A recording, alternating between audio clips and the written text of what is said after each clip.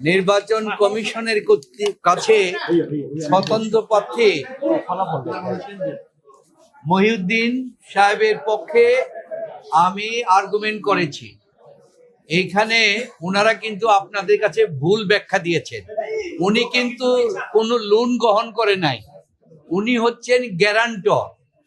তো গ্যারান্টর যখন লোন না দেয় তখনই না উনি জানবেন লোনটা দেওয়া হয়েছে কিনা।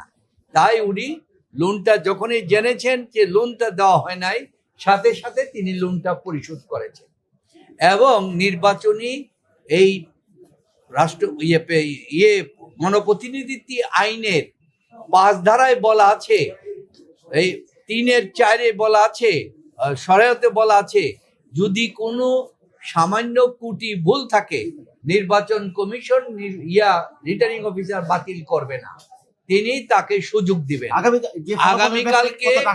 আর এখন আমরা আশাবাদী কেন, সর্বোচ্চ আদালতের আমরা বলেছি বহু অর্ডার জাজমেন্ট আছে যে পরিশোধ করার পরে তাকে দিতে হবে।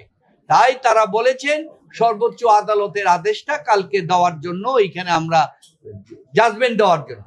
আর ওনারা বলেছেন আইন যেহেতু আছে জাজমেন্ট চলবে না। আমি বলেছি এটা ভুল।